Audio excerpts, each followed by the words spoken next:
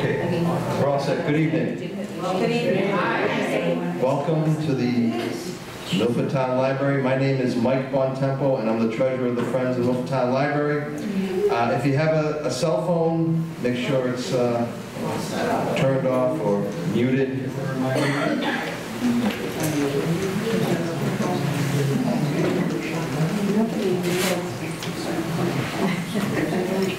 Okay. Friends are a nonprofit. We were organized back in 1977, and we raised funds to support library materials such as museum passes and special acquisitions for the Paul Curran Historical Collection and programming for adults, young adults, and children. This year, the Friends have undertaken our most ambitious project in our 40-year history, and that's the renovation of the Leonard Allen Hill Memorial Park in Middle Garden. That's in between the library and the parking lot. It's that place that there's nothing there right now. So we appreciate any support that you can give to us for this project, because it's being funded primarily by the Friends. It's not coming so much from town money, so the Friends are financing it, so we appreciate your support. And to that end, we have these lovely Dewey tote bags for sale. Only $5. That Barbara is now modeling. And they're great for groceries. They have a hard bottom. It's perfect for groceries. So you can't go wrong. Plus it has the... Give me one of those. There you go. Here's that, man.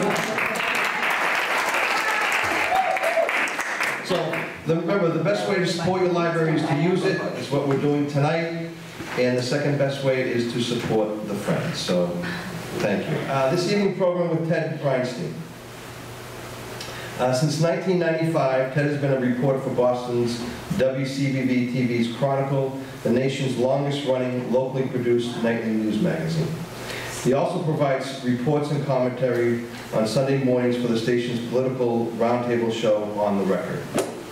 Ted has been a member of the WCBV editorial board since 2010. Elsewhere on television, Ted had hosted the premiere season of the Discovery Channel's Popular Mechanics show and hosted a special on America's lighthouses for HGTV. For the Travel Channel's photo adventure series Freeze Frame, he explored Hawaii's big volcanoes, the caves of Puerto Rico, and the South Pacific islands of Tahiti. In 2002, he was part of a Chronicle team that received the prestigious National DuPont Columbia Broadcast Journalism Award for Chronicle's coverage of Boston's Big Dig project. In 2010, he's one of the 5 national finalists in the Washington Post's Great American Pundit opinion writing competition. His first book, New England Notebook, One Reporter, 6 Dates, Uncommon Stories, was released in May 2013 by Globe Pequot Press. The book recounts many of Ted's favorite people and stories from his travels all around New England. National Geographic Traveler named it one of its best picks, and the book is now in its 2nd printing. In April 2016, Globe Pequot Press released his 2nd book, Wicked Pissed, New England's most famous feuds. His newest book, written in collaboration with his wife Anne-Marie, is the subject of tonight's talk, New England's General Stores, Exploring an American Classic. Ted is a native of Winthrop, Mass., and lives just west of Boston, actually a little bit north of here, still, right? A little bit east of here. Also, also yes, north. With his wife and 2 daughters. So would you please welcome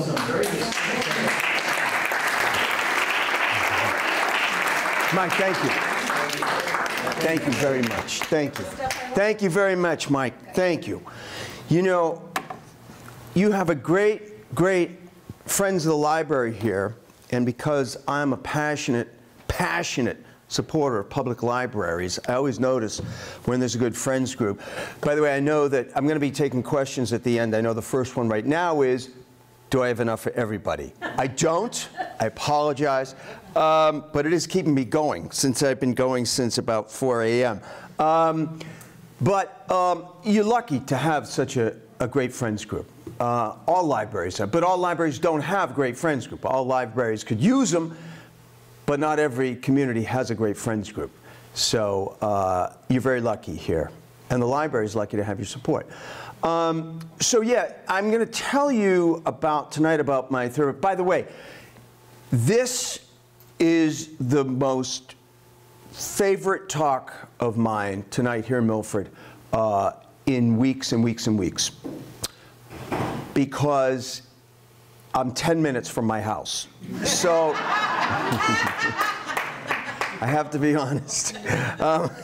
I love it.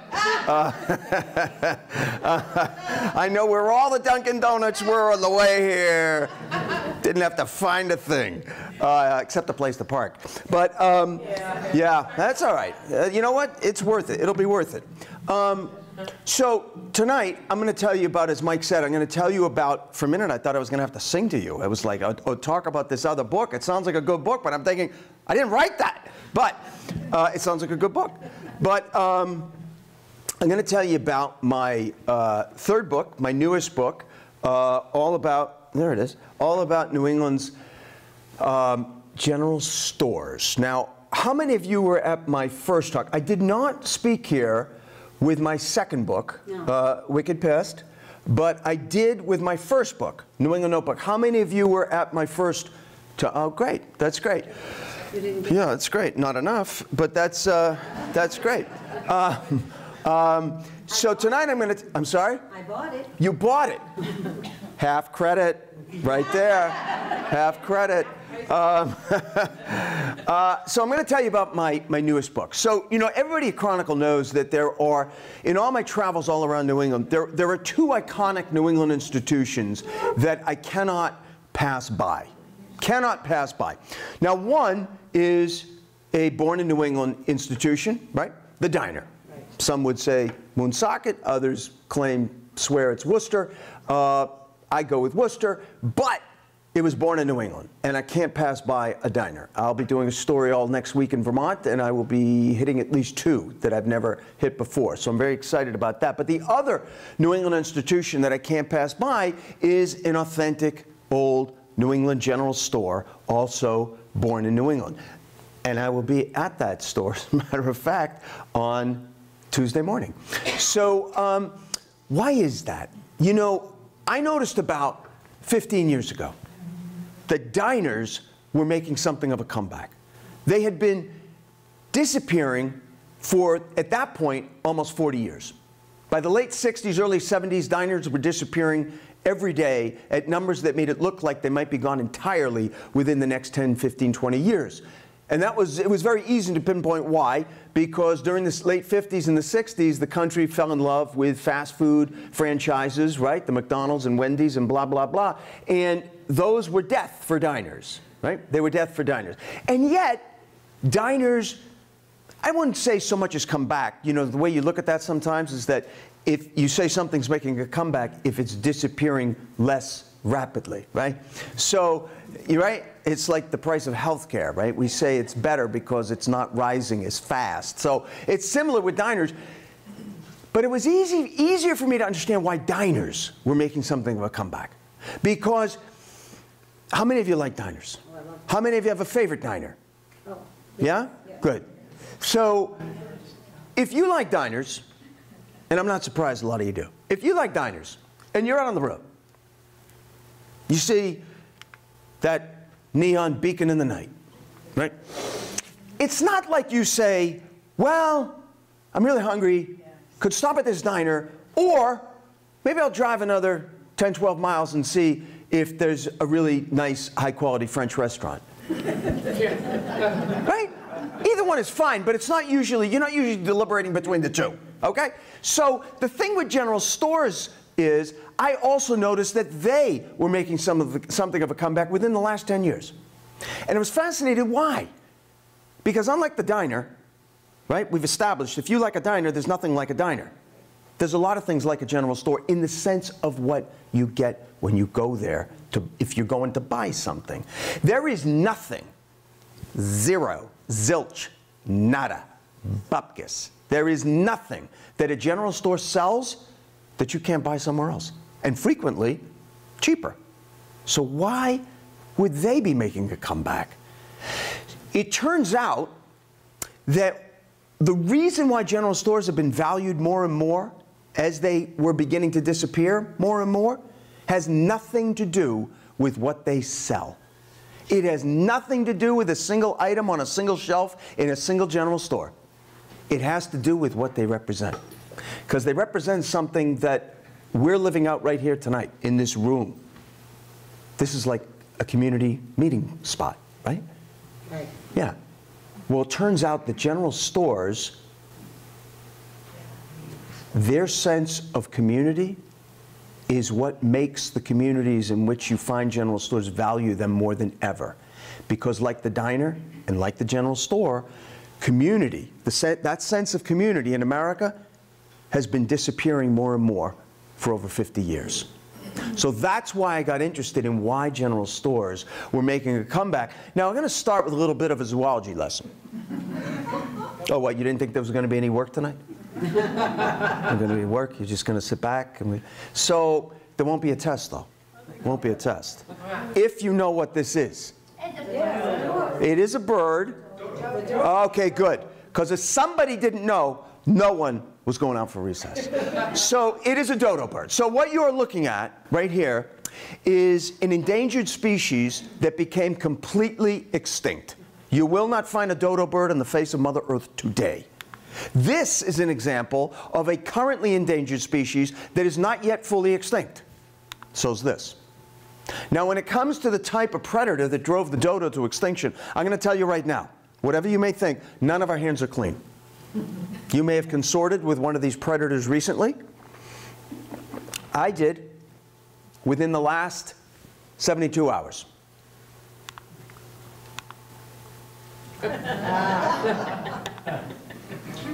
Right? Yeah. Right.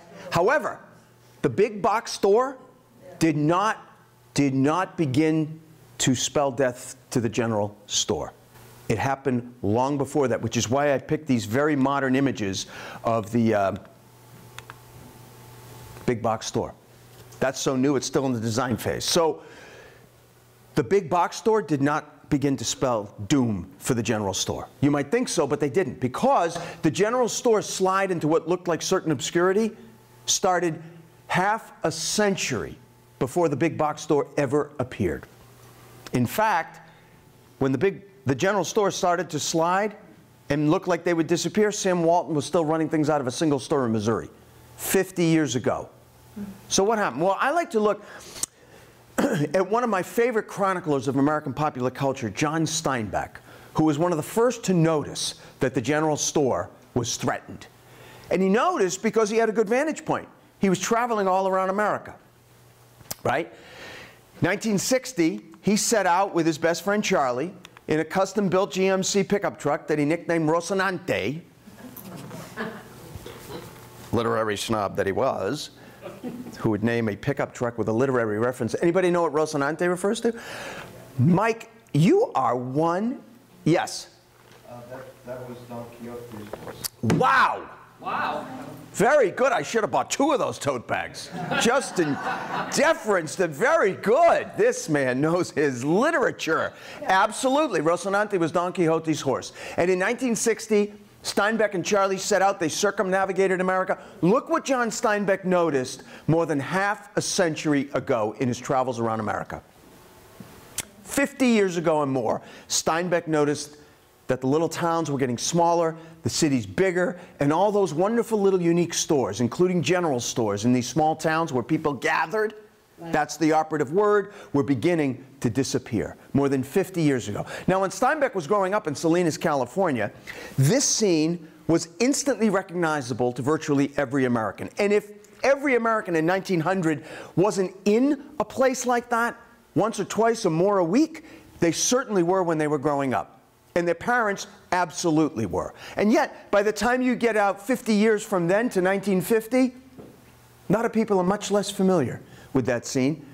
And more than half the country is no longer visiting places like this to buy things every day or several times a week. In fact, by the time you get to 1950, you have, the word game changer is, becomes kind of cliched, but in this case, it couldn't be more true. This has everything to do with why the general store began to slide into obscurity, and just one simple three-letter word, the car. In 1950, right here, a majority of Americans, for the very first time in American history, owned an automobile. And that changed everything. We're used to cars then. We don't think about what the car meant was it changed everything about American lives. It changed the way, it literally changed the way we carried on relationships. It changed the way that we worked. It changed the way that we looked for work. It changed the way that we approached taking a job somewhere else, living somewhere else, and it changed the way that Americans shopped.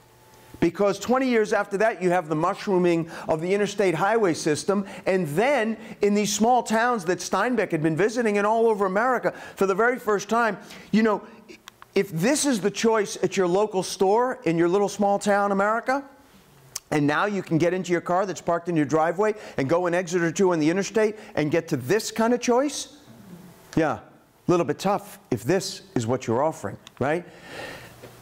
But a funny thing happened on the way to extinction.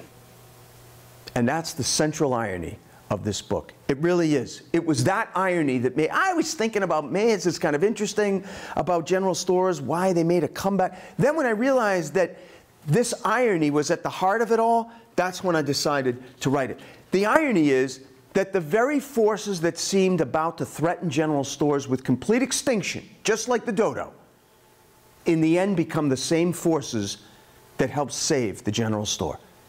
Sounds like a paradox, right? Right. So that's what makes this so interesting. So when you get to late 60s, early 70s, mid 70s, you have the rise of suburbia. Again, 100% because of the automobile, mobility. You have the rise of suburbia in a way that it never existed before. You have these what I call super suburbs.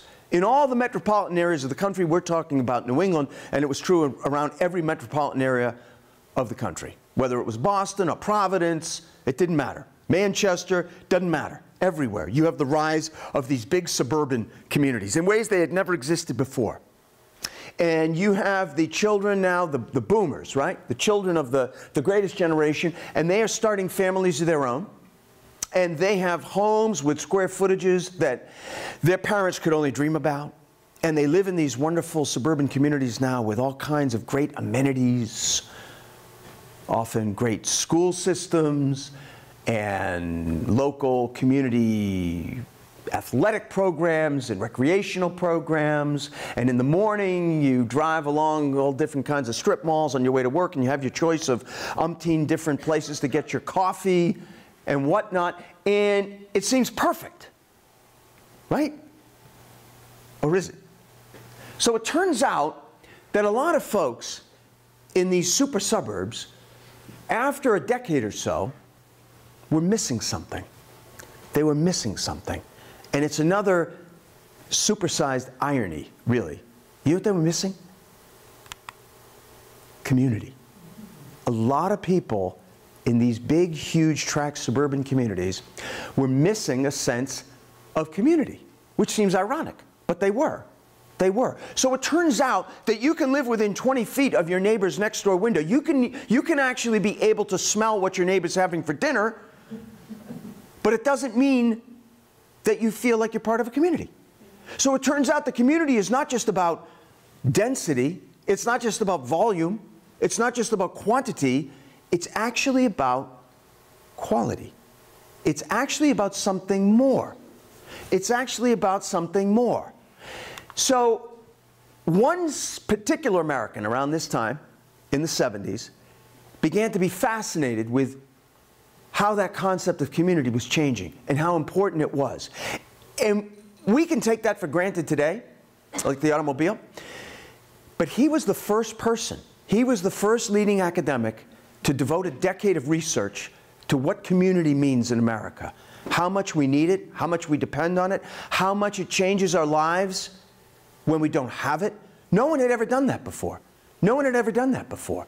I think he deserves a lot more credit than he normally gets. His name's Ray Oldenburg, an American sociologist, and he spent a decade in the 70s to the early 80s researching what community means in America. And what he found was striking. And he called it the theory of the third place. Because what he found was, you know, we're talking about mobility that we got from the automobile and so forth, right?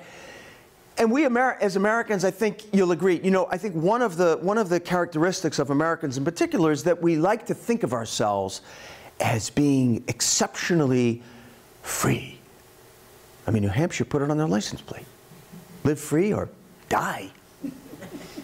Check that out. That's a pretty big mandate to be free. So we like to think we are free. Free as a bird. We go where we want. We do whatever the damn hell we please. Don't tell me what I can't do and can do. That's fine. But guess what? It's not actually true. Because what Ray Oldenburg found in a decade of painstaking research was that in spite of how free we think we are, we spend the vast majority of our lives in one of just 3 places, and that's it. Yeah, we may go on a trip. You may take a cruise. You can travel around the world. For how long? 10 days? 2 weeks? 3 weeks? In the course of a lifetime, we're still spending, he found, the vast majority of our lives in one of just 3 places. The first place, you can imagine, guess, right? Home, family. The second place, you could probably also guess, whether you like it or not, work. The third place is what's interesting. So the third place in American life, Ray Oldenburg found, is not just one particular place. It can be one of many different kinds of places, but they all have something really vital in common. A third place in American life can be a house of worship. It could be a place where you get your hair done, right? A barbershop, a beauty salon.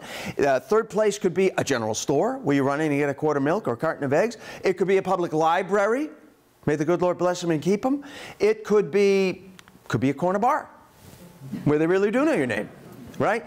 The point is, when you go to a third place in American life, you may be going to do a designated task, right? You might be going to pray or get your hair done or get a stick of butter or return a book or get a drink. But when you go to a third place, you also have, even if it's unconscious, you have the expectation that you will be interacting with people from your community. And it's not just like, oh, that would be nice. It's not like you're just thinking, I'm going to run over to the store and get a loaf of bread and maybe I'll run into Ed. It's not just a nice thing. It is nice. But what Ray Oldenburg found out is it's necessary. We need that. And they were disappearing. These third places in American communities were disappearing by the 1970s. And what he found was we need these places. And they were disappearing. So what happens? So by the time you get to the late 70s, early 80s, in these big suburban communities, where you have boomers who are starting families of their own now, and are missing that sense of community, and as they begin to start their own families, a lot of them felt like, you know what, I really want my kids to have more of that sense of community that was disappearing. A lot of them moved to smaller towns around New England. Look, it wasn't one of the biggest mass migrations in human history, but a lot of people, a sizable number of people moved to smaller towns. When you look at these smaller towns and you look at when people move there, there's a bump by the mid-70s of young families moving to these small towns all around New England. And when we got to some of these places like South Ackworth, New Hampshire, and Whitefield, Maine, and Barnard, Vermont, they found these wonderful third places that weren't going away, they weren't disappearing. In fact, they had never stopped being these wonderful third places, these wonderful community gathering places. Like in Barnard, Vermont, where they found that the local general store was the same genuine community gathering place in 1945 as it was in 1985, as it was in 2005, same place. Continued to be this wonderful community gathering place. So a lot of these folks, they got to these small towns, including Barnard, and they breathed a big sigh of relief, and they said, ah, yeah, this is what we were after. This is what I'm talking about. This is great. This is good. A lot of them bought general stores. A lot of these people walked the walk and they bought general stores. They bought other wonderful third places to save them and preserve them. This is great. Then you fast forward about 20 years. And this is not so great. Because a lot of these folks, especially these folks who have bought general stores, are now getting to a point in their lives where they might like to slow down a little bit. Maybe some of them are thinking about, like, to sell the store, take some time off, retire, sell it to someone else who'd like to keep it going. That'd be great. But guess what? By the time you get to the late 90s, 2000, the economy is doing this. And people are not buying general stores. And then in the wake of 9/11 in 2001, you have tourism goes off in some places more than 90%. A lot of these general stores, including other places like them, depend critically on tourism traffic, especially 2 or 3 seasons of the year. And this was in the toilet. And a lot of them went out of business. A wave of general stores all around New England by the late 90s, 2000, closed. And now it really did look like this might be the end. This might grease the skids to extinction for the general store. And I think it would have. I think it would have for at least 50% of New England's general stores had it not been for what happened in the little town of South Ackworth, New Hampshire, where because it took a village to save the store, it set up the possibility for other small towns around New England who were struggling to save their store to do the same thing. This was when the first wave of general stores were saved. And it was saved because of South Ackworth. In South Ackworth, like every store in the book, there'd been a general store for over 100 years. So what did it take to get in the book? Well, first, what the book is not, okay? In case anybody wants to leave now. The book is not, or it would be twice as big. The book is not a comprehensive listing of New England's general stores. You can't go state by state, although there's general stores from all 6 New England states. You can't go state by state here and find every general store in those states. That's not what the book is. There are some wonderful general stores that you may be familiar with that are in the book. There may be some other wonderful general stores you're familiar with that aren't in the book. There may be some wonderful general stores that you will find out about in the book that you never heard of. What was the reason for being in the book was that first, every single store had to be around for at least 100 years, and in most cases, 3/4, twice that, more than 200 years. They all had to be a general store for all of that time, and never anything else. And they all had to have occupied the same physical footprint for all of that time, which is true of all of the stores except one, which is the last one I'll tell you about. But most importantly, they all have to be genuine community gathering places, a third place. You can't just call yourself a general store. It doesn't make you a community gathering place, right?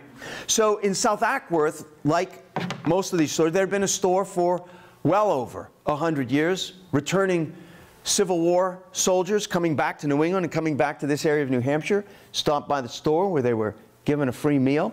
And in 2000, then 2001, first they looked at selling it in 2000 and 2001. The owners who at that point had owned the store for 37 years, well above the general average, couldn't do it anymore. They had tried to sell the store. It was on the market for several years. Finally, they just had to sell the store, and it closed. And the little town of South Ackworth, New Hampshire, had to deal with the fact that their one single genuine community gathering place was gone. So what to do?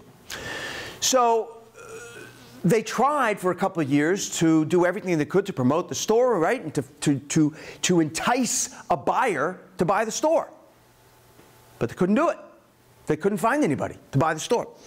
Then somebody had the crazy, radical idea of, what if we could do individually that which we can't seem to do? I mean, what if we could do collectively that which we can't seem to do individually? I know. It sounds very socialistic. Sometimes that can be very effective. And in this case, it was. Because they came together and they formed a co-op. Had never been done with a general store before, ever, anywhere. They came together, they formed a co-op. Like a food co-op, you know, everybody put in X number of hours a week, you got X amount of discount on your groceries, people went to work inside the store, they built a pizza oven out back to bring in more money, they started creating these harvest dinners, which today attracts visiting chefs from all over New England. The South Ackworth Village store is humming like never before. I hope the lights don't go out there anytime soon. But what it did was, the important thing, why I pick on South Ackworth, it created a template it created a precedent for how a town could come together and buy its own general store to save it. And if that hadn't happened, I think 50% of the general stores in New England would have gone out of business. Would have gone out of business.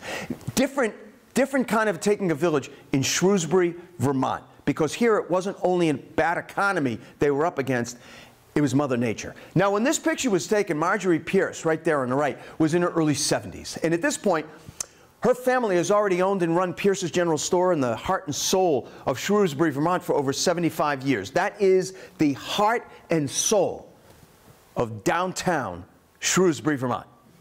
You're looking at downtown Shrewsbury, Vermont. At rush hour. I know that because there's more than one person there.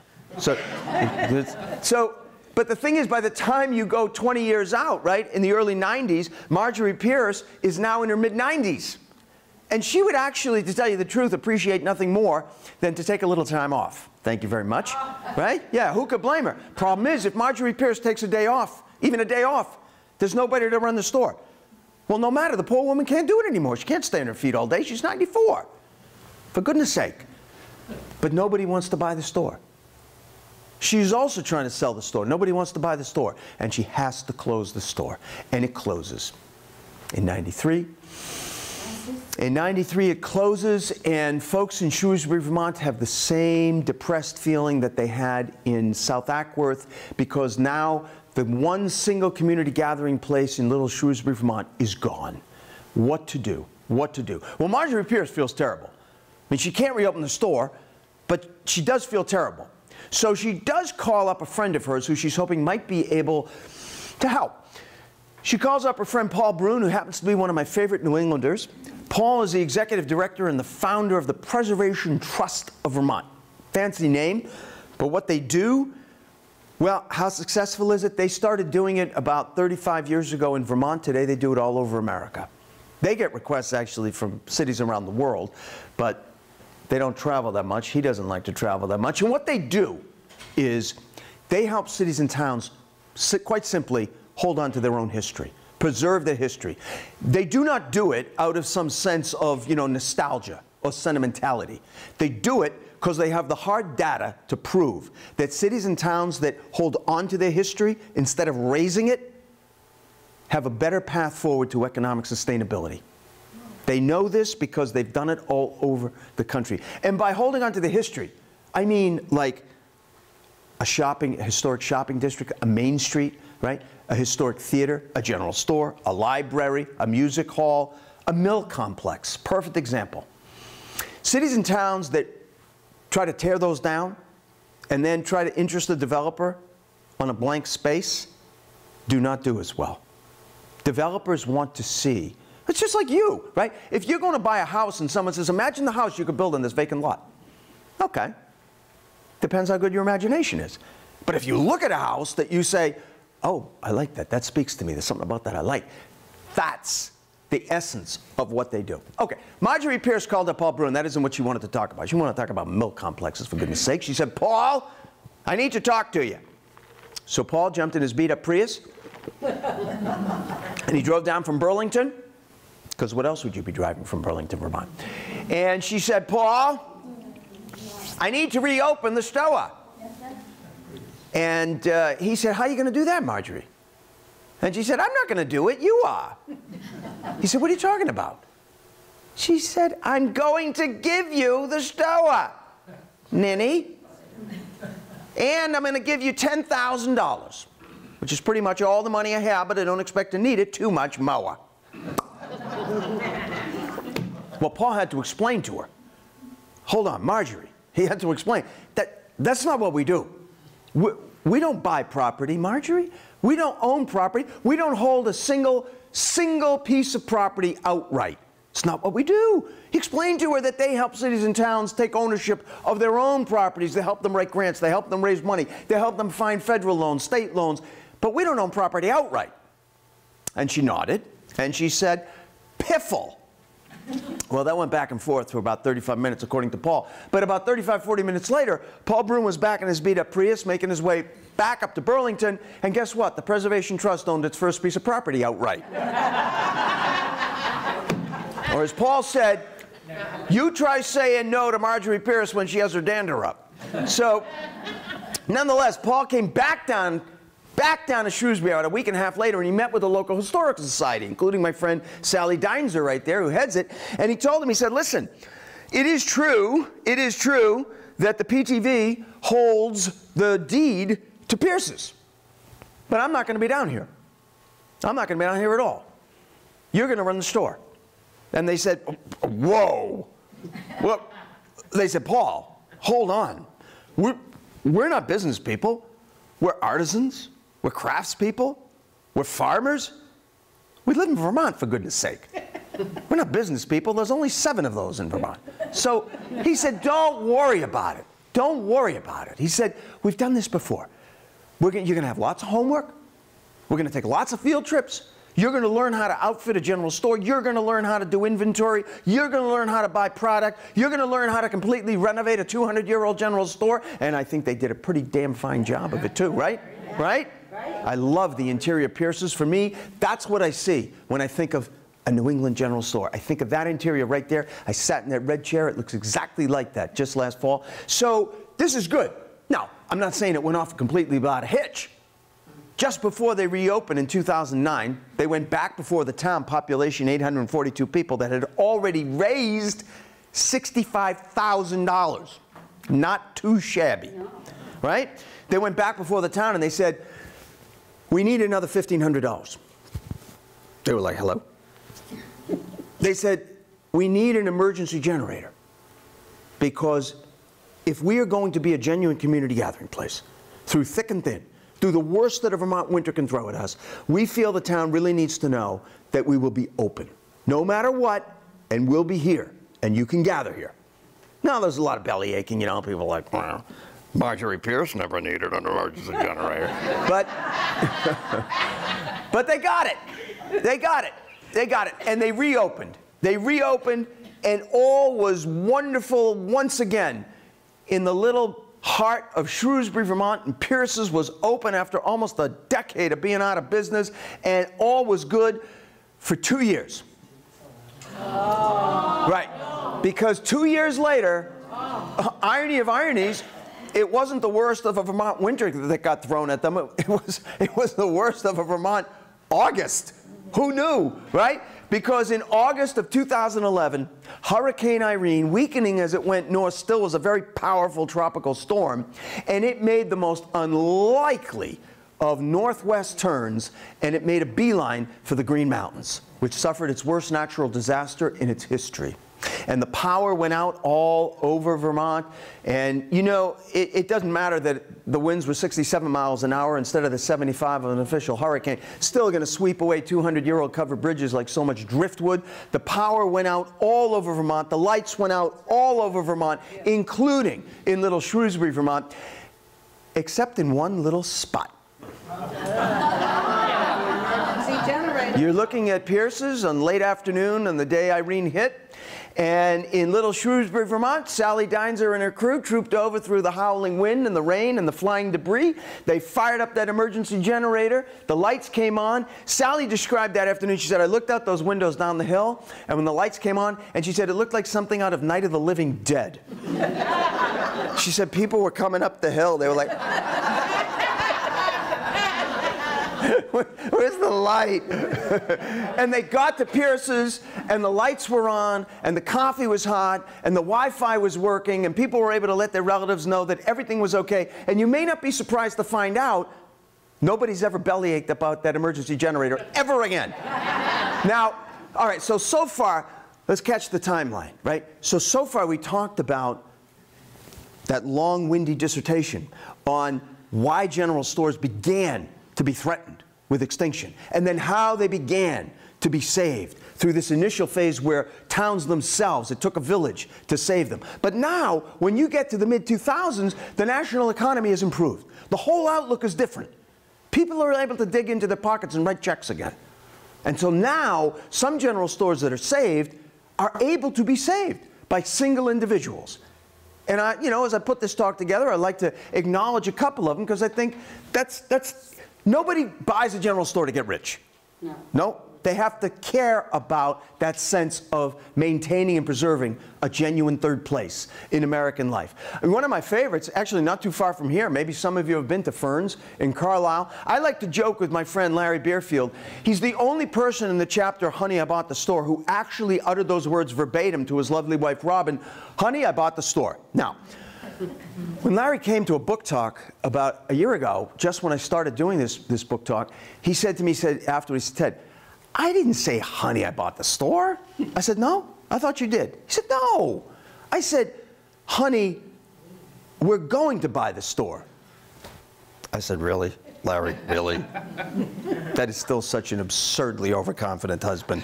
But I said, you're very lucky Robin didn't say, honey, I hope you still have the receipt. But, my favorite Honey, I Bought the Store story involves, of all things, the most unlikely general store owner in America.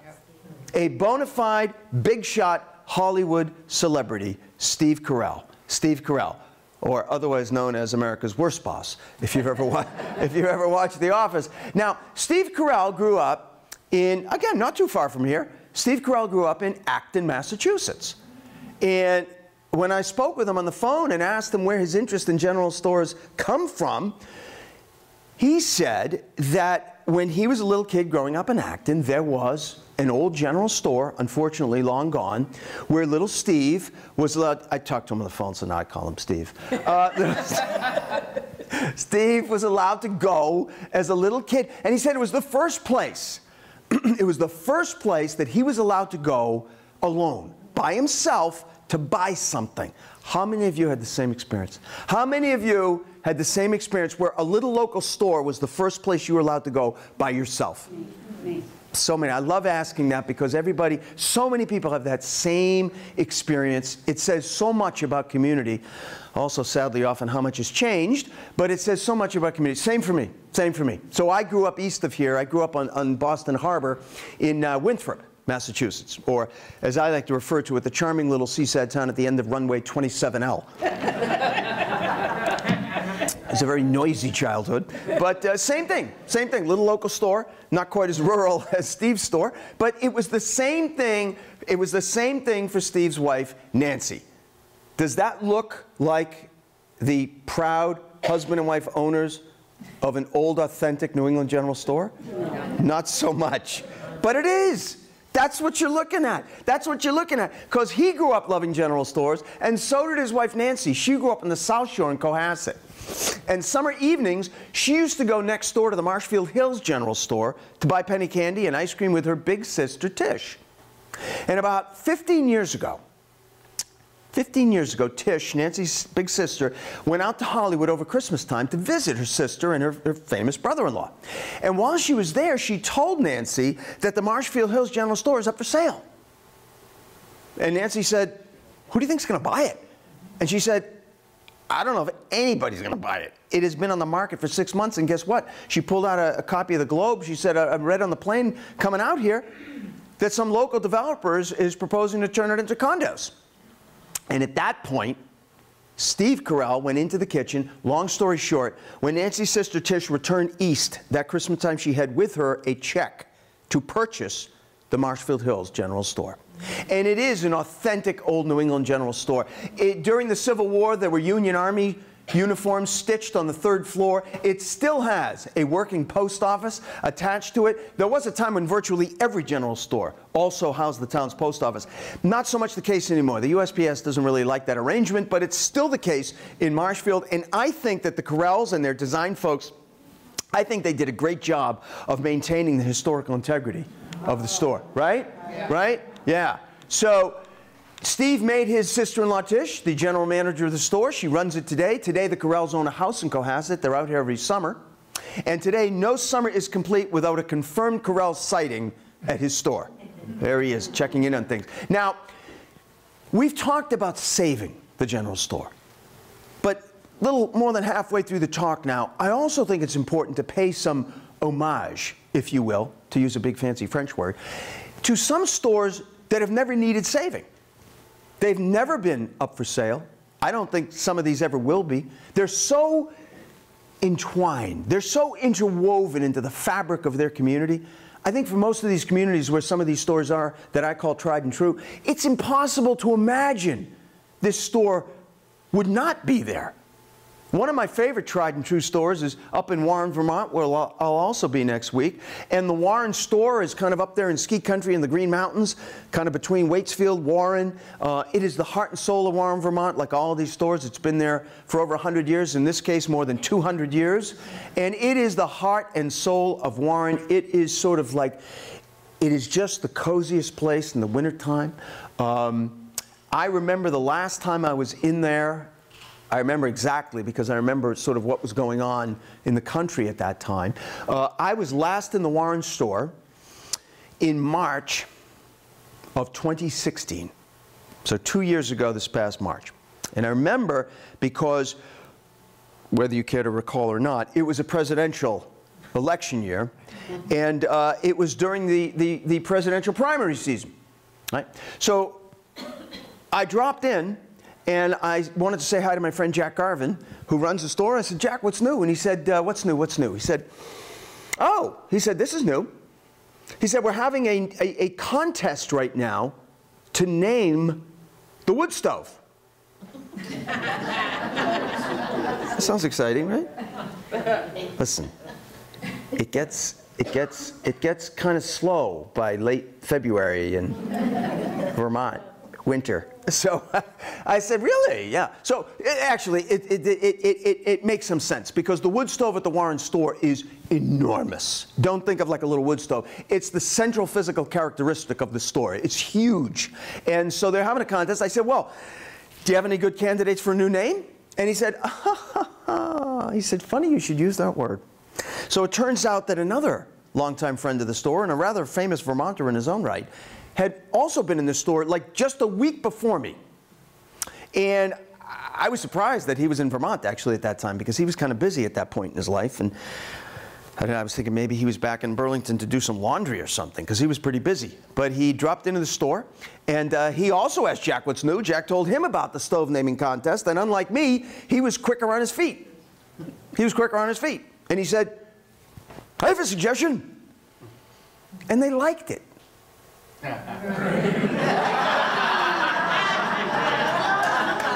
They liked Bernie Sanders' suggestion, and he won. And you know what? I got to tell you, I've always wondered. I wondered right then, just 3 months later, because 3 months later, Bernie Sanders lost his bid to get the Democratic presidential nomination. But I wondered right then, because it was still fresh in my mind, I wondered if he took some even small consolation in that, unlike Hillary, he won the damn stove naming contest at the Warren store. That's not nothing. That's a feather in your cap. I'd put that on my resume.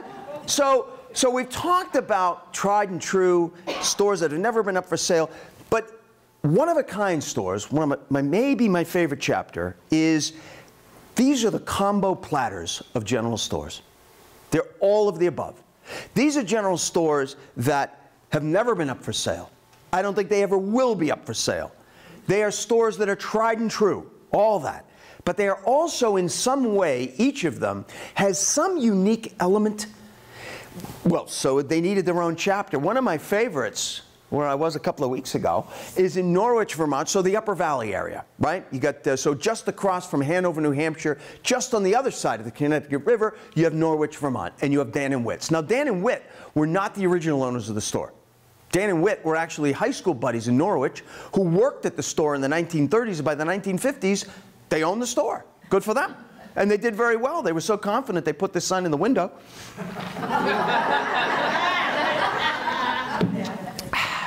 Which at Dan and Witt's, I always point out, might actually be true.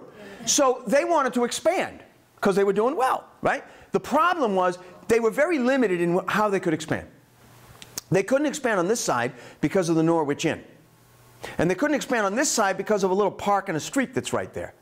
So their only option for expansion was to expand directly behind the store. There's about 3/4 of an acre. So they had to expand directly behind the store in exactly the same footprint which makes Dan & Witt's unique because it's an interesting grafting job is what they did. Well, it's easier to show you. So what makes this so unique is that it's kind of two entirely different stores. But you don't see that until you go in and find the portal, literally, to this other part of the store. So when you walk into Dan & Witt's, this is what you see. So it looks just like an authentic New England general store. It's very cluttered, it's very homey, stuff all over the place. The thing is, from where the front door is, where I took that picture, to where that guy and his son are standing, is only from about where I'm standing to that wall right there. Right? So it's not very big. It's small. But if you go just to the left of where those two guys are, there's a doorway. Just a simple doorway. There's no sign. There isn't even any door. But if you go through that doorway, you're in the back. You're in the back. Basically, what they've grafted onto a little cluttered New England store is like a big box store. There's no other way to put it. It keeps going. That's not the end of it there. It keeps going. Follow the ceiling. It keeps going. And you could get lost back there. And I am big enough to admit that I did. So the first time I was back there was late afternoon, some winter day, and I was there with Dan Frazier, who's the grandson of the original Dan. He showed me around. He said, you know, I'm kind of busy. We're shorthanded. I got to go back up front. But you're welcome to look around. So I said, great. So I'm looking around for, I don't know, another 10, 15 minutes. And then every which way I went to go back out, I couldn't find my way out. Which is kind of embarrassing, you know? You know what it is? It's like getting lost in a corn maze, right? It's not like you don't know where you are. I mean, you know where you are. You're in a corn maze in a farm in such and such a town. And yet, curiously, you're still not finding your way out. So that's kind of what happened. And then finally, I got out of there, and I got back out to the front, and I said, Dan, I just got lost in the back. And he said, happens all the time. I said, really? He said, it happens all the time. So it turns out that at Dan & Witt's, because that happens a lot, they have the commercial equivalent of the ski patrol. Right? Because, you know, at a ski area, every night at the end of the day, usually about 4 or 4:30, depending on the time of year, when the lifts close to the public, right, then they send up the ski patrol. And they go down every single trail and every slope, and they flush it out to make sure, you know, God forbid, there's nobody left behind there after dark. Well, at 9 o'clock every night at Dan & Witt's, they send someone out into the back. So I said to Dan, I said, well, when you go out into the back at 9 o'clock every night at closing, I said, you don't, like, find people back there, right? And he said, oh, yeah, all the time. I said, really? Yeah. He said, you know, I would say once or twice a week, we go out back there to find some 10-year-old kid walking around. I said, well, that's not so good.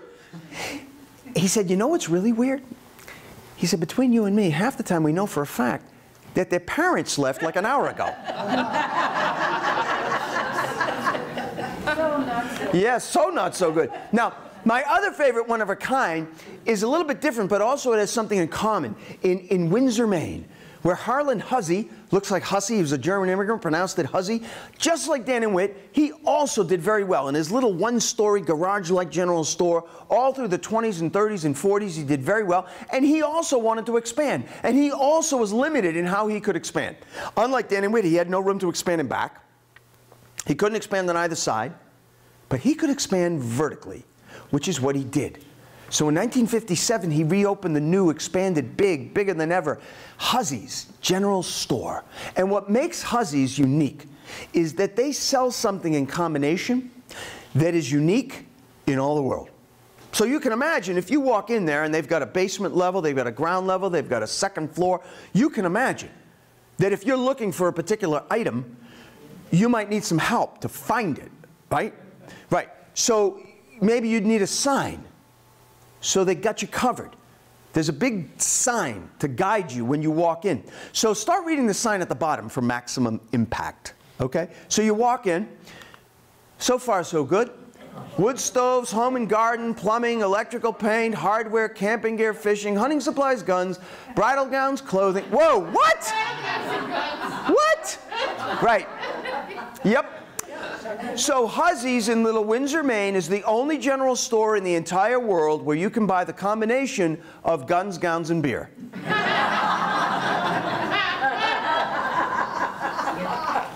Or basically, you're one-stop shopping for a shotgun wedding. Which I'm not kidding. I'm not kidding. That's what, look at Harlan Huzzy's granddaughter, Kristen. Here's her wedding photo. On her wedding day, there's the lovely bride with her bridal bouquet, a six-pack of Schlitz, and the groom is holding a brand new 12-gauge. All right, so as we finish up, so this is an example. You know, I put together, this is my third book talk that I put together. And I realized that a book talk is kind of, it evolves, you know? It's not like you write a speech for a single time, you know, and you go give a speech somewhere. Because I do this talk 2 or 3, sometimes 4 nights a week. And it changes because I have to take into account what people find interesting, what they don't find interesting, questions that I get that I think might add, and so it evolves. This is a perfect example, because when I first started giving, the book came out just about a year ago, so I started talking just about a year ago on this book. And I noticed after the first few weeks, the first couple of months, you know, every night I take questions, just like I will tonight.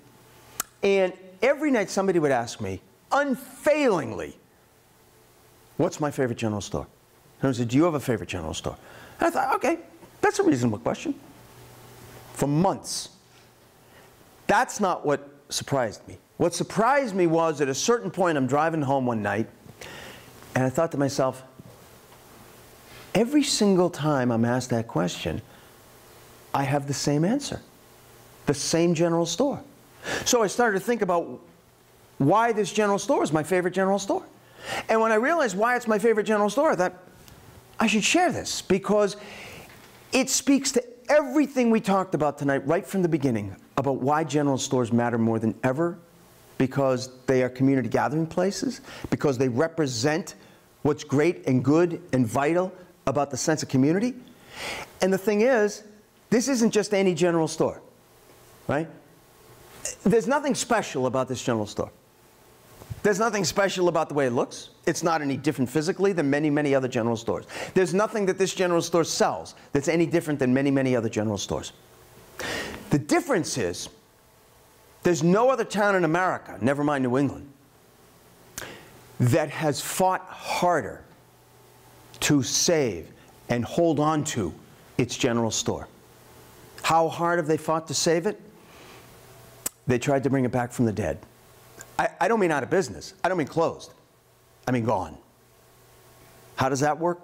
Well, in Putney, Vermont, there's been a general store for over 200 years. 1796, A.M. Courser, one of just 13 owners in all that time of the general store that has always stood above Little Sackett's Brook, right there in the same place.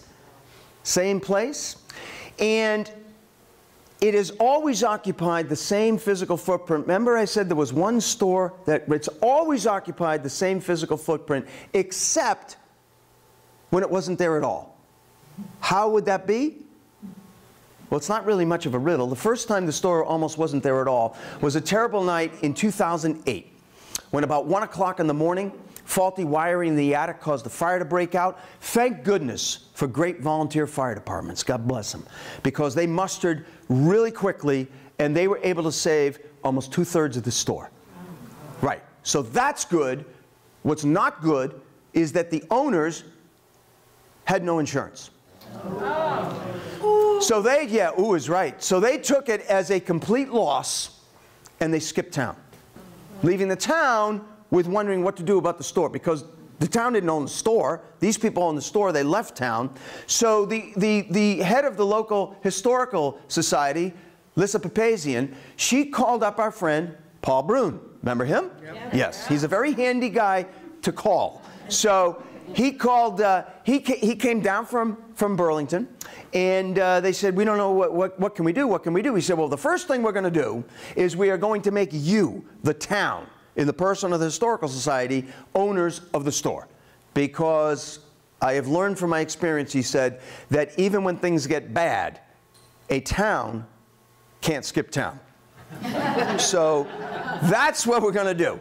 And he worked with them to raise money, and they did. Town of just under 1,000 people raised almost $85,000. They helped them raise money.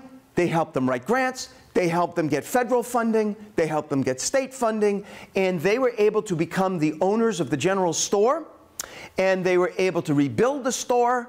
And they did. And the beating heart of little Putney, Vermont was beating once again. And all was good. But it didn't last long. Yeah, oh no. This is less than 2 years later. A year and a half later, a fire broke out. It went to 18 alarms. It could have been 118 alarms. It wouldn't have mattered. They wouldn't have put it out. It burned down to its foundation stones in less than an hour. And part of the reason they never would have put it out is that there was no faulty wiring involved this time, but there was massive accelerant. Arson.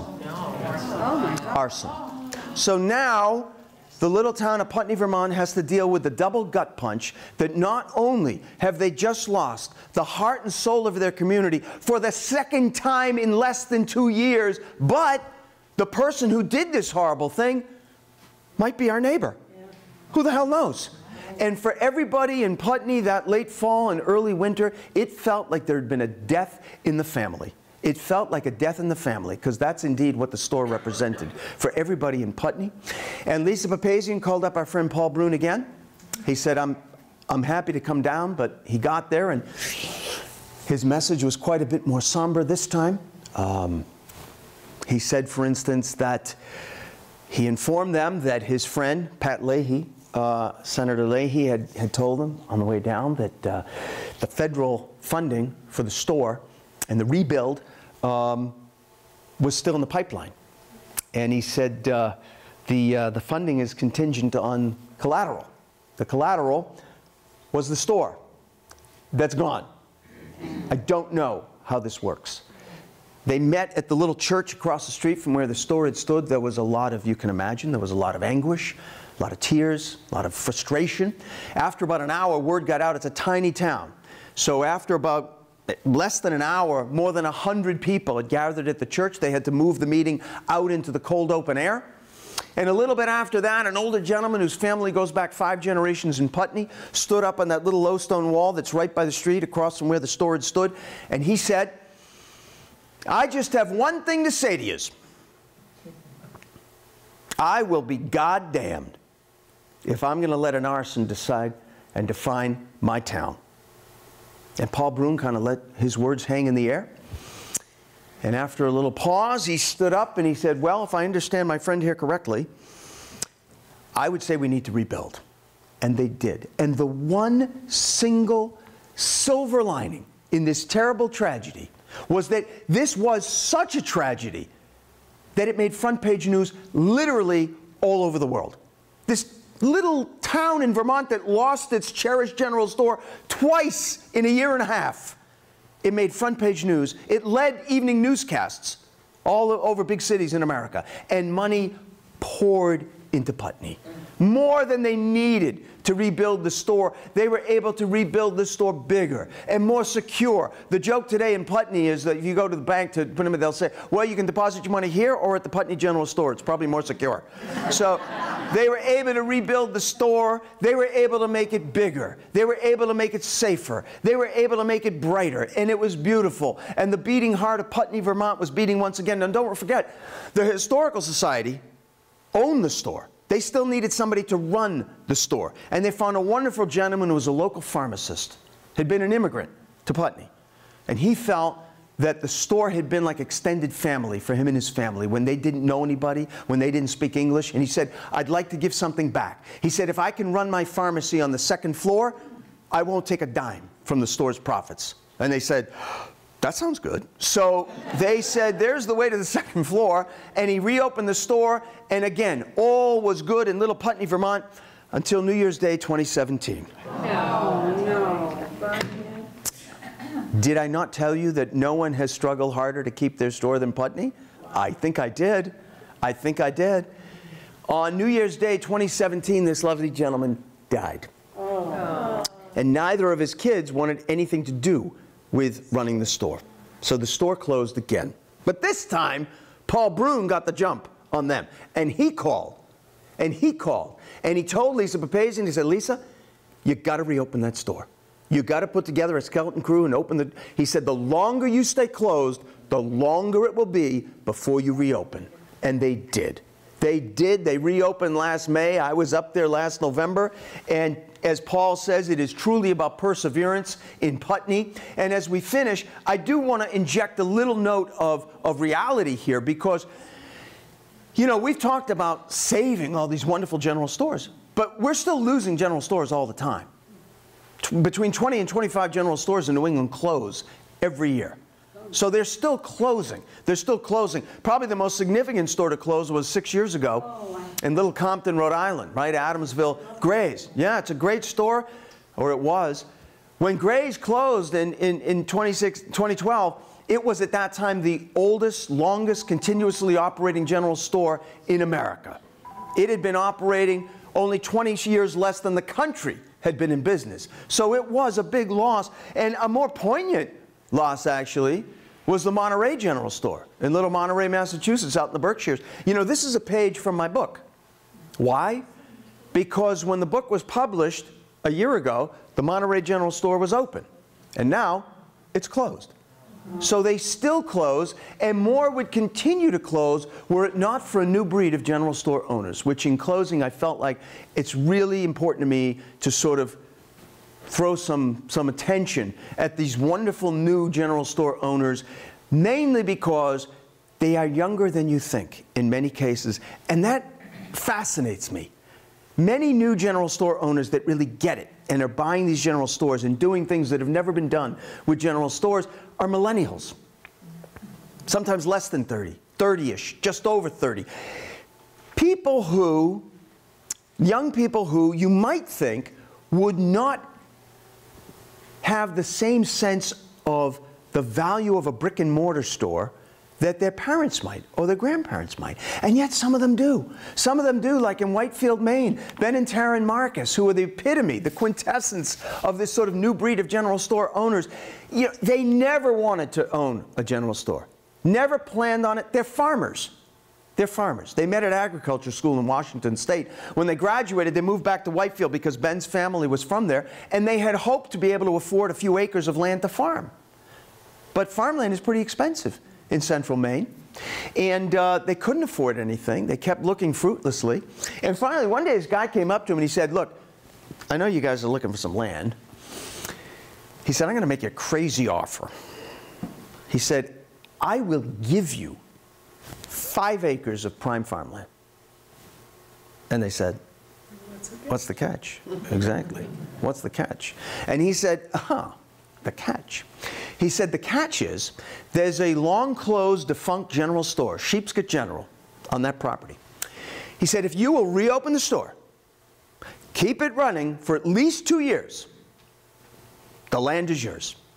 And they still deliberated. That's how much they did not want to run a general store or be in business of any kind. So they hedged their bets. They decided they'd only buy stuff at the store that they personally liked, especially food. They only bought stuff at the store that they like to eat. No, because their thinking was when this whole thing goes south, as it surely will, we can personally liquidate the inventory. Right? They figured we won't have to go food shopping for like a year and a half. But that didn't happen. That didn't happen. Oh, the land produced all right. Incredible organic produce. Carrots the length of your forearm. And people started lining up at 8 o'clock in the morning to buy their produce. And after about 6 months, Ben and Taryn looked at each other. They said, obviously people like our produce. Wouldn't it be nice if one of us didn't have to drive over 100 miles every week? Because that's what farmers have to do to hit every farmer's market in southern New England. They said, what if we could find somebody to open up like a little cafe at the store using our produce? And they did.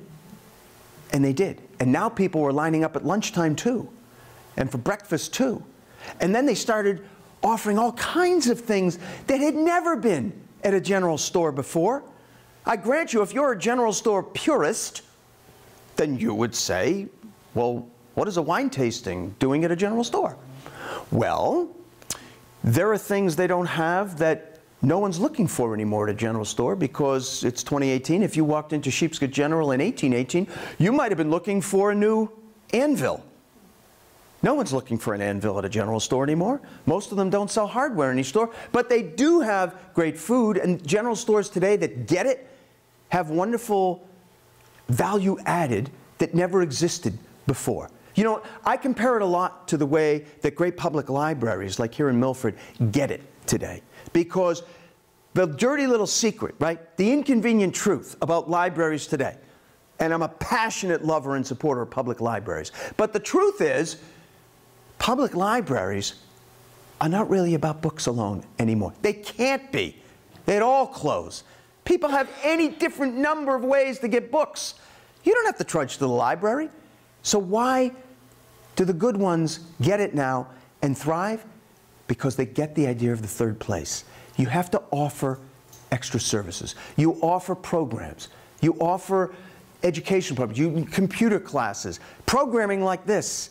You add value to the sense of a community gathering place. That's what general stores, the new breed of general stores, get, which has made Sheepscot General today popular again with young families. They have yoga classes and daycare and a small lending library. And it's popular again with young families and older folks, and it gives hope. It does give hope. And what could give more hope for the future of general stores than the reopening of Hope General in Hope, Maine in 2016, that because of this new breed of general store owners, I do have guarded optimism that there will be a good number of general stores in New England into the future. And that is New England's General Stores. Cool. Thank you. Thank you.